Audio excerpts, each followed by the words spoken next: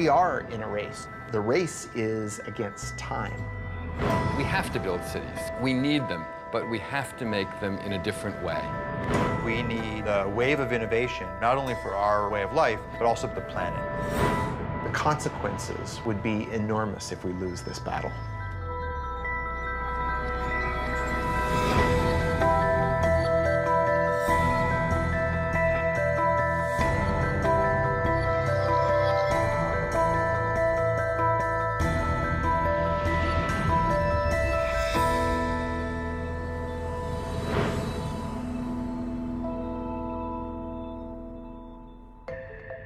I'm Thomas Getz, executive editor at Wired magazine. At Wired, we look at the innovators and innovations that are changing our world. In the next hour, we'll see 3 stories from acclaimed filmmakers about the future of energy. We'll explore cutting-edge innovations in how we drive, how we live, and in our first story, how we fuel our cars. They are all ideas that promise to shape the path to the world of 2050.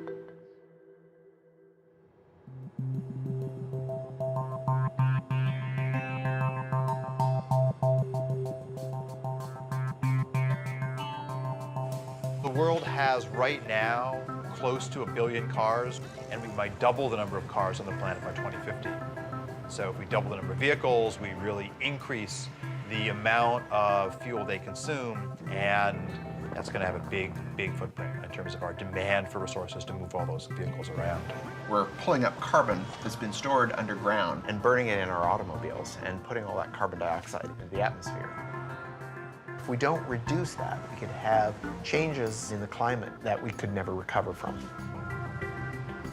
There's a number of forecasts for what type of transportation economy we could move into. One vision is that we will use more and more liquid fuels. Another one is we'll use more and more electricity. And right now, more of the industrial activity is focused around liquid biofuels. The thing about a fuel is it's really unparalleled on a weight basis how much energy is in a gallon of fuel. And even if batteries develop as some of the advocates hope they develop, we're not going to see batteries running large trucks, and we're certainly not going to see an electrified air fleet. We're going to need transportation fuels for those that will directly replace the petroleum-based fuels that we're using today. This has kicked off people looking at a whole range of other alternatives to petroleum in your tank.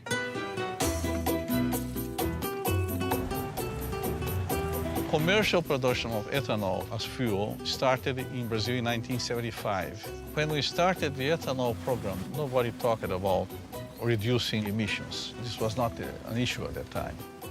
First, and most important, we didn't have money to buy oil anymore after the first oil shock.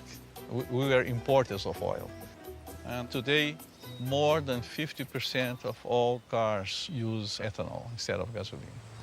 Brazil made a very conscious choice to try to find a way to reduce their fossil fuel dependence. And they didn't have to look very far because Brazil's climate is ideal for growing sugarcane. When you have sugarcane plantation, you have only 2 things to make, sugar and ethanol. My family has been in sugarcane business since 1955. And about 30 years ago, I thought there is opportunity to make more ethanol. And now we are producing 120,000 cubic meters of ethanol. Brazil today has very close to 400 sugar mills. The overall sales is 30 billion US dollars, and this number is increasing. If you look at how they make ethanol and how efficient the process is, it's really a model for all of us. They grind the plant up, extract the sugar from the cane. The sugar goes into these large fermentation tanks, which combines sugars together with yeast that naturally produces ethanol. They use the rest of the plant to generate heat to distill the ethanol and turn it into fuel. They also use that heat to generate electricity renewably, not putting excess carbon dioxide in the atmosphere. Brazil has gotten to a point today where they're using about 40% less petroleum than they would be otherwise. But Brazil cannot supply the whole world with ethanol because they would have to cut very strongly into food production and into critical natural areas like the Amazon to make that happen. And this really boils down to the fact that there's only so much arable land, and growing fuel for our gas tanks is yet another demand on that landscape. We cannot kid ourselves in thinking that we found a general solution for the world problems. I think we will have to face the world in this way today. We have no oil in very large quantities anymore. We have no coal transformed in a clean way. In the meantime, we have to do the best we can. And the best at the moment is that we can do biofuels. Sugarcane to ethanol is an incredibly efficient process. You get out about 7 times the energy you put into growing the sugarcane. In the US, when we produce ethanol from corn, for every unit of input of energy, we get about the same amount of energy out. So we're really not gaining anything. We need a better process. We don't have to take what nature's given us. We can actually engineer plants and yeast to be more efficient, and that's the basis for a lot of the work that we're doing now.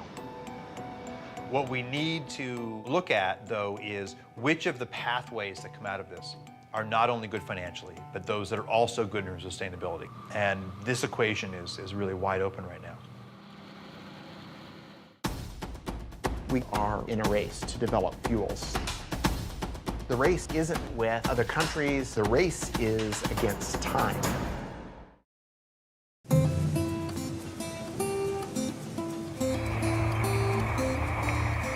To meet the immediate and future demands, we made the energy solution spring from the ground.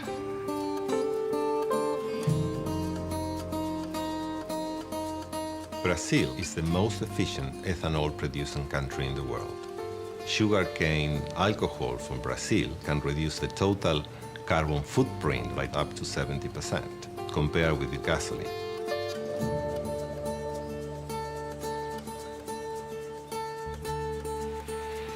The biggest challenge for fuel providers and car manufacturers is to reduce CO2 emissions over the next 20 years. Demand for mobility will continue to grow. We believe that biofuels are very important because they help in an immediate way. All forms of fuel are going to be needed. Hydrocarbons, natural gas, biofuels, all of them are going to be part of the energy mix for the future of transportation.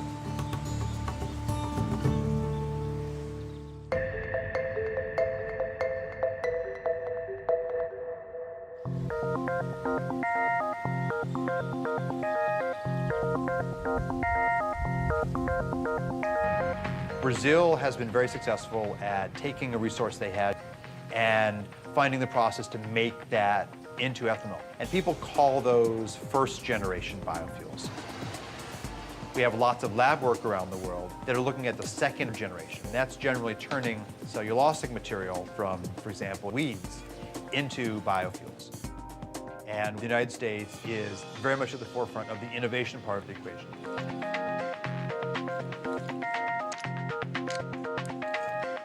For centuries, we have been using yeast to consume glucose and produce wine and beer. We're trying to do something very similar, only we're engineering the yeast to consume that glucose and turn it into a fuel or a drug or chemical. We call this synthetic biology. And when I started in this area, many of my colleagues said, "Oh, Jay, this is great work, but where's the application? What are you going to do with these tools? Who cares?"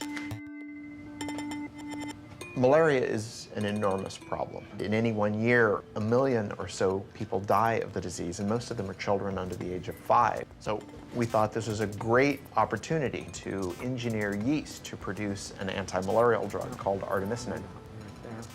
This drug is derived from plants right now, but it's too expensive for people in the developing world. So my laboratory engineered yeast to produce small quantities of artemisinin. Now that process is being scaled up and we'll have this drug on the market shortly, but at a substantially reduced cost.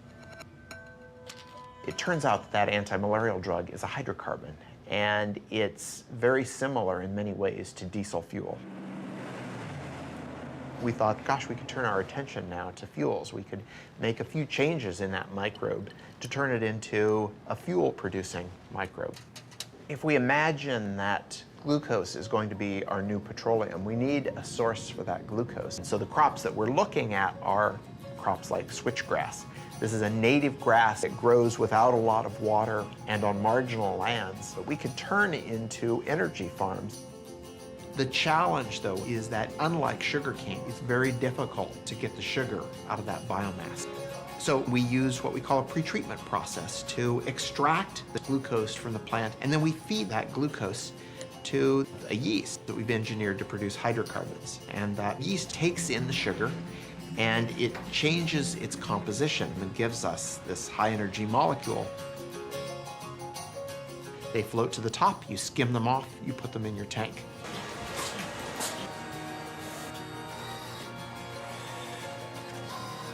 But it takes a lot of work to get from that small test tube all the way up into the million-gallon tank. So we have to give it time, but I think that some of the discoveries that are happening might be applied by the end of the decade.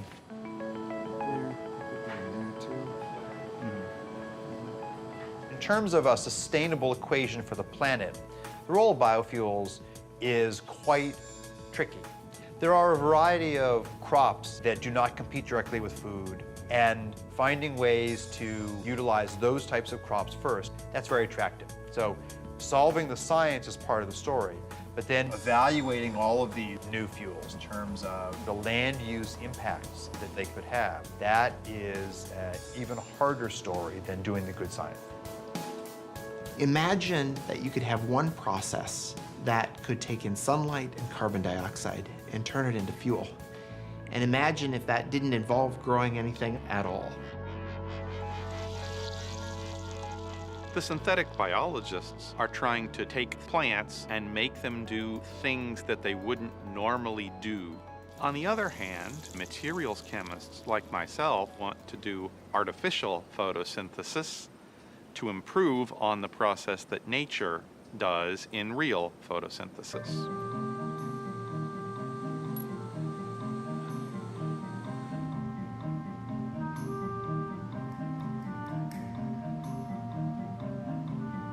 We should follow the blueprint of plants converting sunlight into fuel, but take the approach that it could be much simpler. All we really need is a light absorber that absorbs sunlight. We also need a catalyst like iron or nickel. So when you see the hydrogen coming off of the photoactive material, that's an example of a semiconductor breaking the chemical bonds of water to make hydrogen and oxygen. Ultimately, our pieces are going to be contained in something that is easy to roll out like bubble wrap, where in would come sunlight and water. You would vent the oxygen to the air, but the bottom would wick out your liquid or gaseous fuel that then you could collect and use for our cars and planes and storage.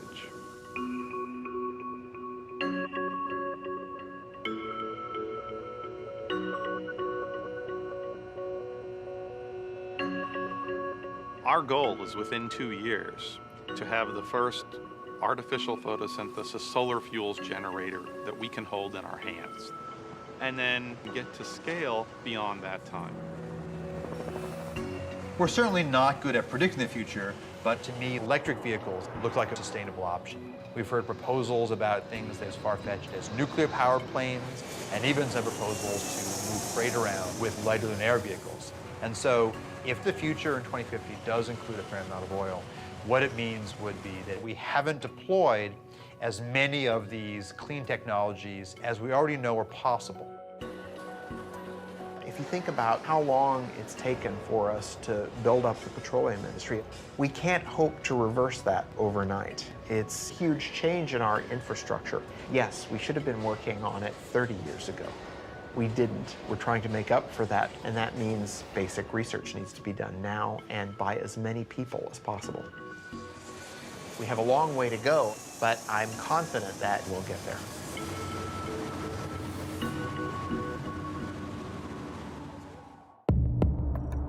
In the future, 3D maps are going to help people get places more efficiently.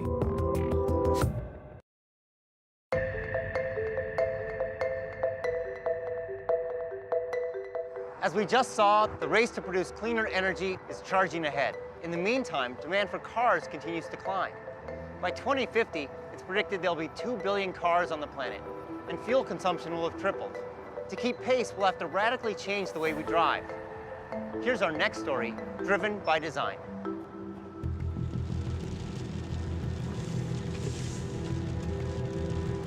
The automobile came around. In many ways, it was the future. We thought of it as one of the more positive changes that had happened to society. Suddenly, our ability to get a job changed. We can live farther away with bigger plots of land, with better quality of living. It all looked quite good. But there are limitations to swearing by the car. If it gets congested, your quality of life drops immediately. To spend so long in the car, it's very inefficient use of fuel consumption. Things start making sense all of a sudden. It doesn't bring you closer to where you want to get. It actually sometimes brings you farther. The average American spends nearly 300 hours a year in their car, 38 of them stuck in traffic. Annually, congestion consumes over $1 billion in gasoline in the United States alone. The inefficiency caused by traffic, both financial and personal, is enormous. Dirk Sheehan and Carmen White's story is not that unusual today. Dirk works an hour and a half away in Warrenville, Illinois. Generally, he wouldn't leave work until 6 or 6:30, and I would say usual time for him to get home is around 8. Usually when I wake up, I'm the only one up. Sometimes the kids wake up with my routine. More often than not, I don't see them in the morning. I think about my commute when I wake up. I check the traffic report, see if there's any delays. The worst case scenario, it takes me 2 hours to get to work. We are already so limited in the amount of time he can spend with the kids. And our expenses are crazy high. We are spending $400 a month on gas. It takes away from our food budget, and we never paid for gas like that before, ever. There's technology that would allow me to spend less time in the car, spend less money on gas, and spend more time at home. I'd be all for that. The cost of traffic is people's time, it's fuel wasted, it's an emotional toll, it's a frustration. Utilizing the roads more intelligently is a much more efficient approach to the inability to have supply keep up with traffic demand. If you took a satellite picture of the highway, you can see that there's actually a lot of open space. And if we had the technology for cars to drive more closely but safely, then you could increase the utilization of the road network. What this means is that to be more efficient, to use less fuel, we need to see the road differently. We need cars that can navigate through the urban landscape in a radically different way.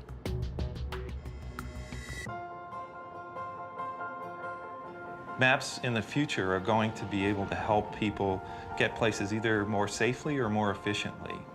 Today, it just helps you get from point A to point B. But what if I want to get someplace and use the least amount of fuel possible? Or if I've got a hybrid vehicle, I want to make sure I've got plenty of charge, not only get there, but to get back home. So information that is going to help people achieve the more efficient or the safer route is more detailed information about the road than a lot of people realize is possible to collect today. Here in Chicago, Nokia's Location and Commerce Unit is developing the next generation of mapping. LiDAR, sonar, 360-degree video, all are components of what Nokia calls digital mapping. We use 64 lasers that rotate and they collect data in a 3D way about the world. It creates what we call a point cloud of information. That point cloud allows us to measure distances then between the points that we collect. That system combined with the cameras with higher precision location detection through inertial measurement units, that whole data system allows us to collect 1.3 million points of data per second. Probably within 2 to 3 years, you're going to see 3D maps that are going to integrate the traffic information into your routing to help you understand. If I've got 5 different routes to take, which one is the most efficient today, given the way the stoplights are running, given the way traffic is running? All of those factors are going to be taken into consideration to make sure I've got the best route. But better mapping that can integrate topography, infrastructure, and density is only part of the answer. Another key to improving transport efficiency is building cars that drive themselves. Autonomous vehicle technology has a tremendous potential to improve efficiency of our road infrastructure. By removing humans from the equation, we eliminate all the things we do wrong behind the wheel. Speeding, changing lanes too often, merging haphazardly.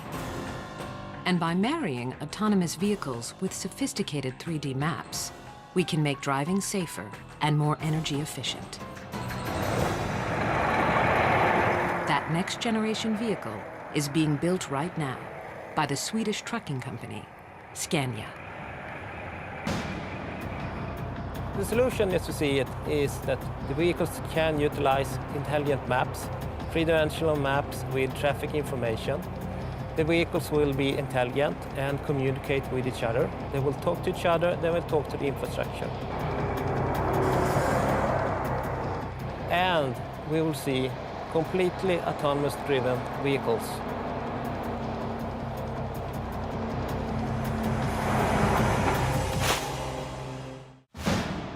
The goal was to have multiple robots and see if they could go 60 miles fully autonomously.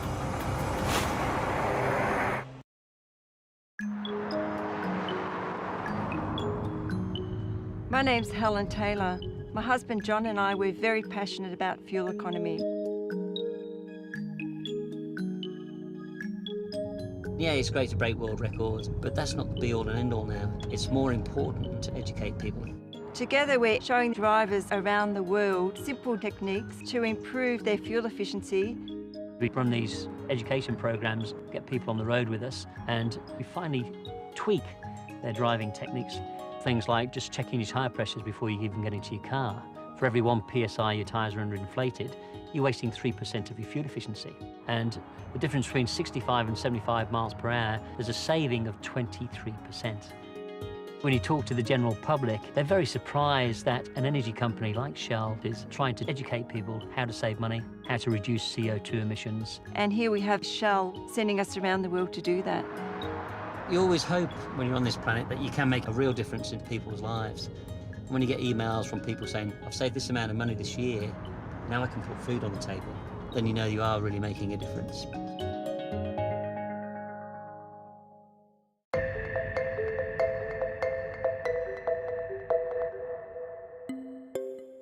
By displaying traffic density in the urban infrastructure in a revolutionary way, 3D digital maps will help create a more fuel-efficient future. But these technologies are limited by the drivers who sit behind the wheel. Some believe that for cars and trucks to be truly energy efficient, they will need to drive themselves. The technology is coming into play through sensors and capabilities for cars to drive autonomously. In 2007, the United States Department of Defense held a competition to see if a completely autonomous self-driving vehicle was possible. DARPA stands for the Defense Advanced Research Projects Agency. They held a competition to develop self-driving robots that could drive themselves in traffic. The goal was to have multiple robots, turn them loose on a course, and see if they could go 60 miles in 6 hours fully autonomously. Driving may be one of the most complex things we do every day. Drivers make dozens of decisions at any given moment. One study found that drivers were exposed to over 1,300 items of information per minute. We make so many decisions when we're driving without even thinking about it. So in creating our vehicle, a great component of the enterprise was developing software to handle lots of sensors, feeding lots of data, and generating a bunch of potential paths that the vehicle might follow. And even though the robot doesn't have the ability to predict the future, by using this fast random path generation, the robot could anticipate a potential accident and choose a path to avoid it, because it's always thinking about what things could the car do next. No one expects millions of cars driving themselves anytime soon. But there is a place where self-navigating technologies are being optimized to create the vehicle of the future. We are on the Scania test track outside Stockholm, where we have basically, it looks like a highway, but it's a separate test track where we conduct our own experiments. Scania, the Swedish trucking company, has recently begun testing its next generation of long-haul truck. Utilizing radar, sonar, and intelligent mapping, they've been able to drastically reduce fuel consumption. We have this example with platooning, where we make use of the reduction in air resistance or air drag that you get from driving close to each other with heavy-duty vehicles. And in order to control this, you need to know where the other vehicles are, where their position, their velocity, their actions in the near future.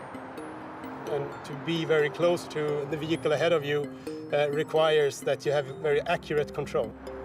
If you look at robotics broadly, there's a wonderful set of research on people looking at schooling of fish and trying to develop the ability for robots to work together like that. So there are wonderful examples from nature of how cooperation can lead to more efficient resource utilization. You can see it when people are competing in Tour de France. They platoon to reduce air drag. They are not bicycling behind each other that close because it's fun or because they are racing. It is because they are reducing air drag, sitting behind the man who is leading. A truck traveling 55 miles per hour expends half its energy just to move the air around it. At 65 miles per hour, that number jumps to almost 2/3.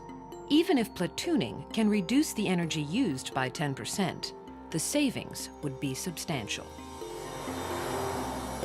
If a vehicle in front of another vehicle wants to brake, it immediately sends out the brake message to the other vehicles. So they actually brake at the same time. The way we do this is we have an automated system. So now, for instance, if I take my feet off the acceleration pedal and turn the system on, the velocity is automatically governed by getting information from the vehicle ahead through its wireless system. We want these vehicles to maintain a short relative distance. So through this system, we can reduce the fuel consumption by utilizing the air drag reduction by 10%. And 10% would mean you will be able to save approximately 8,000 euros per single heavy-duty vehicle per year.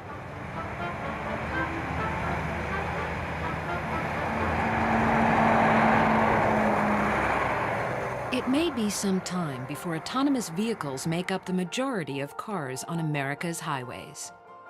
Nevertheless, some of these technologies are already making their way into our lives. Now, this polar baby wants to sleep. Do you get to pick out books every day, or is it just something that... I get to pick out books sometimes. Okay. When we look toward the future, the systems will absolutely make it safer and more efficient and less costly for you, and also make your life easier because you're spending less time on the roads. The city begins to talk, begins to tell you where is there congestion, what's going on in different areas of town. Suddenly, the car becomes a part of a much bigger ecosystem. We can look at how cars interact with other cars, how car interacts with infrastructure, and us, the drivers, can start to make smart decisions about how to move around. Suddenly, mobility becomes a whole other thing. No matter how much money they have, no matter how much oil they have, everybody has to go in a different direction.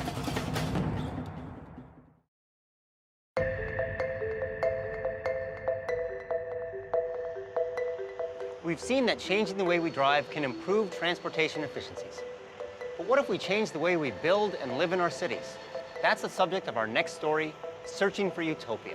We'll travel to the United Arab Emirates and discover a city rising out of the desert. Let's take a look. From the beginning, we've dreamed of utopia, a place where we could live in harmony with each other and in balance with nature. Many have imagined it, tried to design it, but the dream always slipped away.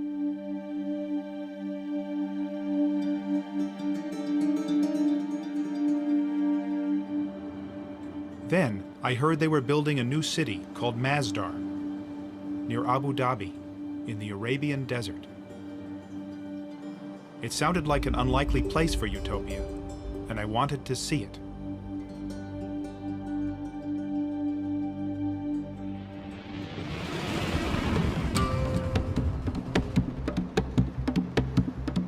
The last half century has been a pretty bad time for the making of cities, mostly. The natural tendency has been to accommodate to the automobile more than anything else. Try walking around Abu Dhabi. It's impossible. You have to take a car everywhere. Dubai, the same thing. They are among the least pedestrian-friendly places in the world. They are not green by any other measure either. And these are not easy things to fix. Masdar is still under construction, and it doesn't look like much from the highway. But they claim it's going to redefine the way cities are designed, built, and powered. Masdar City in Abu Dhabi will be the city of the future and the role model for the world. Once you see what they've envisioned for this utopian city, it's very impressive. It's carbon neutral, pedestrian friendly, and powered by renewable energies. But I do notice we're going to have to change our relationship with cars. Welcome to Masdar City. أهلا بكم في مدينة مصدر. We are driving in the bowels of Masdar City in an electric transportation system. It's slightly unnerving to sit in this for the first time. And where are we going? The first big move the architects at Foster & Partners made was to put all transportation underneath the city, leaving the streets of Masdar totally free of cars. The place reminded me of a medieval city, and actually, many design elements are adapted from ancient Arabic towns and villages. It's all about looking back into history to move forward. There's some very, very simple ideas that have a huge impact. This is a pedestrian zone, there's no cars here. This has enabled us to push our streets together to take the advantage of the shade, channel the cooling breezes through. The whole scale here is based on the human being, it's not based on the motor car. As soon as you lift up the pedestrian plane by 7 meters, you've suddenly captured this breeze. What you can see here in the balcony is we've got a modern interpretation of an ancient Arabic screen. What we must avoid is direct sunlight hitting any piece of glass. As soon as the sun hits the glass, the heat's transferred into the building and we have to use more energy to cool it down. Can this really make all that much of a difference? Yeah, absolutely. For example, downtown Abu Dhabi, 60-meter wide streets, black asphalt, mirrored, reflective buildings, no relief from the sun. On a day in September, the air temperature in both places was 39 degrees. In Abu Dhabi, the temperature measured at the asphalt was 57 degrees. In Masdar, the temperature measured on the ground is 33 degrees, so we've actually lowered the air temperature. We're trying to do as much as possible with as little as possible. These simple design moves cut air conditioning needs by 60%. But this place is also technically very sophisticated. The roof panels not only provide shade, they also generate electricity. And the walls themselves are made of glass-reinforced concrete, literally sand taken from the desert. Everything here is geared towards maximizing energy efficiency. Masdar does represent a whole different value system. It represents an acknowledgement that eventually everybody has to go in a different kind of direction, no matter how much money they have, no matter how much oil they have, no matter anything else. All of the cities here in this part of the world have come out of nowhere. There was nothing here not so long ago, except small settlements in the desert. And then all of this oil and all of this money, and suddenly, you know, wham, these cities started popping up. But they sprung up in a false love of a Western model that was already out of date. The model of the late 20th century automobile-based, energy-hogging city.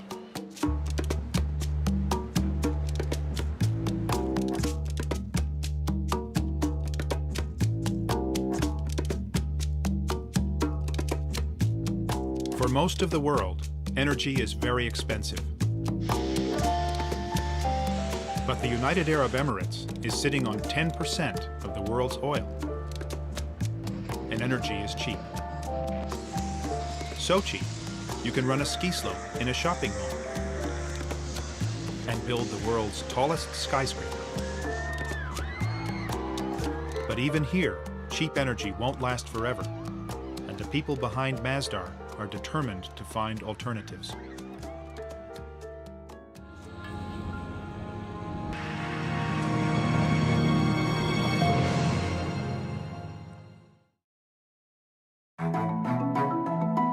One of the most crucial aspects of our energy modelling and scenario quantification is how much energy in total is the world going to use in 2050.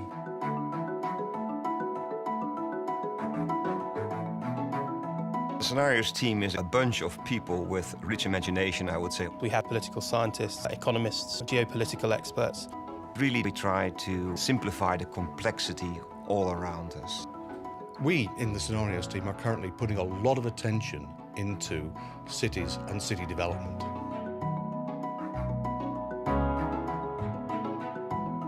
A lot of mega cities are going to be built in the coming decades. We're talking about the equivalent of a new city of 1 million people every week.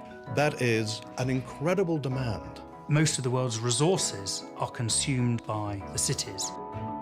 What if we could offer a blueprint for a better city? Public transportation, information, energy. We understand demand will rise. We understand that current supplies will struggle to keep pace. So we have to, of course, find ways of bridging the gap between the demand and the supply. Decisions that we take now are going to have a major impact on decades to come.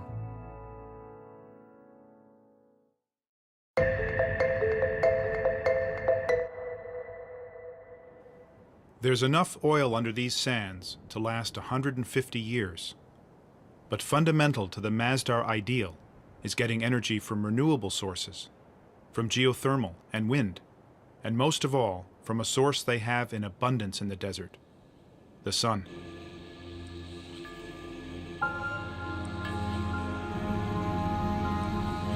This field of solar panels makes more than enough electricity to run Masdar, and the excess power is sent to the Abu Dhabi grid. But silicon panels are expensive, and the price of solar power needs to drop if it's going to be competitive from Africa to Asia to Arizona.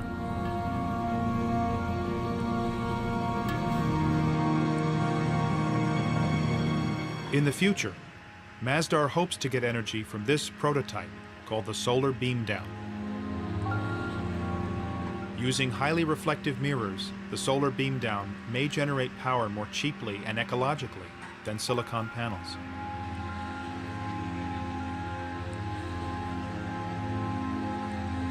The mirrors bounce the sun's rays up to the tower and then down to a point. Reaching a temperature of 600 degrees, steam can be generated to run turbines to make electricity. There's just one problem. Neither of these solar technologies work at night. So Masdar needs to draw power from the grid when the sun goes down. And that power comes from natural gas. The reality is, it's just not yet possible to power Masdar entirely without fossil fuels.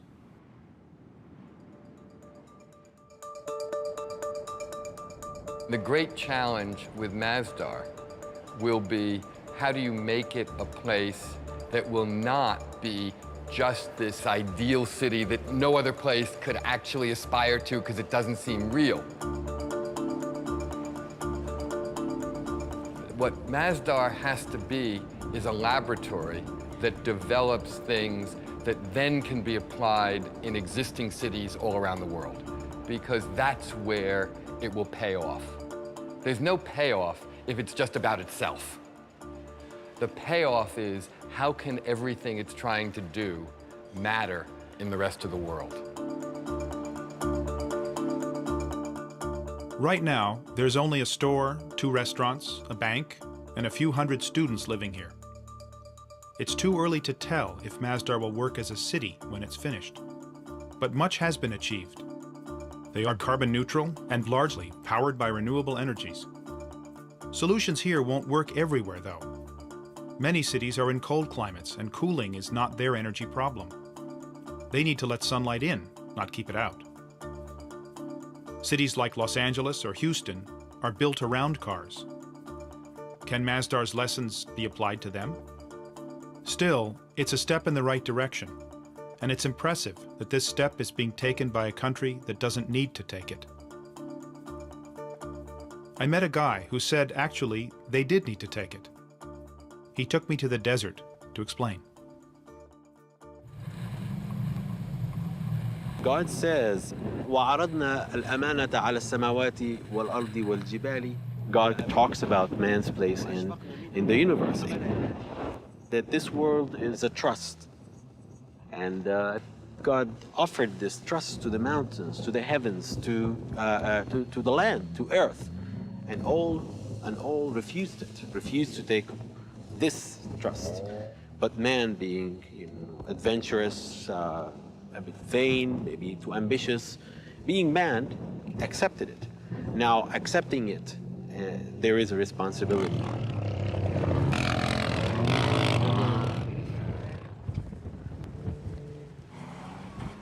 Taking responsibility isn't always easy. Utopia may be unattainable, but we must reach for it. And Masdar does give us a clue to what cities will be like in the future. They may not look quite like Masdar, but they will be shaped by the same concerns, by energy, where it comes from, and how it's used. The way we've been building cities lately is unsustainable. We can't go on building them that way. But to say that we can't build cities the way we have been building them doesn't mean we can't build cities in the future. In fact, we have to build cities. Cities are the essential statement of human civilization. So we will continue to make them. But we have to make them in a different way.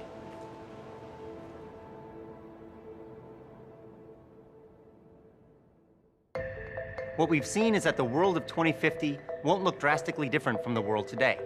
But the challenges of a growing population and increased energy use demand real solutions. It's innovations like those we've just seen that will be critical in charting our path to the world of 2050.